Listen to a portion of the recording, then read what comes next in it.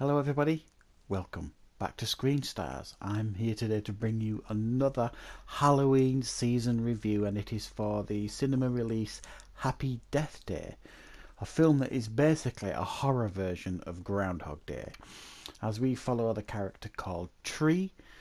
I believe she's called Tree. At the beginning of the movie, she is a fairly horrible person. Typical selfish girl who's only interested in herself, getting drunk, sleeping about, ignoring her parents, all that kind of stuff. She's just not a very nice person at all. And throughout the first course of the first day we are with her, we learn this, and she's really not likable at all, to the point where, you don't really have any time for that character at all. So that part was really well done. But at the end of this very first day, she is essentially murdered by a baby-wearing mask psycho killer. And then the following day, she basically wakes up and has to relive the same day over and over again until she figures out basically who her mysterious killer is. So the first 2 or 3 attempts, even more really, it's more shock value. She can't really get her head around what's going on and all that kind of stuff, and she progressively, gets a bit brighter as to what's going on, and she essentially has to live the perfect day, very similar to Groundhog Day, the Bruce Willis film. She has to live the perfect day pretty much, and also at the end of it stop this killer from killing her, which, to be fair, Bill Murray never had to put up with.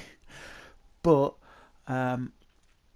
other than the normal predictability in a movie like this, it's a pretty decent film. This, I have to say, it's pretty tame. It's hard to really call this a horror movie. It's a tame horror movie at best. It's more of a comedy thriller with some horror elements sprinkled in there. It's a typical teen horror really these days. Like I said, there's no real gore to speak of. There's no jump scares really, to be fair, which normally they just throw in, by the dozen in movies like this, but they've kind of avoided them here. But what they do well here, I think the central performance here by the actress that plays Tree is very, very good. Like I say, at the beginning of the movie, you've no time for her at all. She's horrible. And she progressively grows as a human being throughout the movie until she gets to, what you would consider, or she would consider, the perfect day.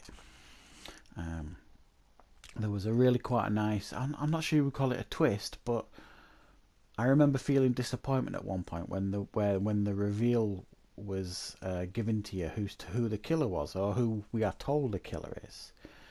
And I remember feeling pretty disappointed about that while I watched the movie.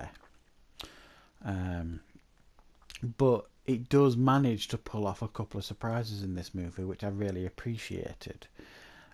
It wasn't just a paint-by-numbers teen horror movie. They did try and do something a little bit different with it. They did try and keep you on your toes in regards to the puzzle solving sort of thing.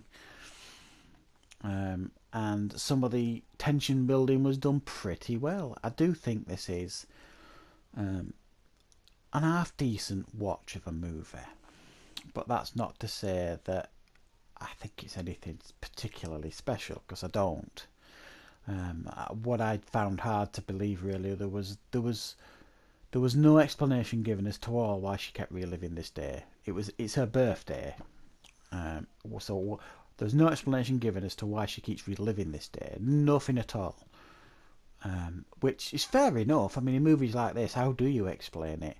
But if they're going down this serious route, even though there is some comedy elements in this movie, if they're going down the serious horror thriller route with this format, I don't see how you couldn't get away with some kind of an explanation.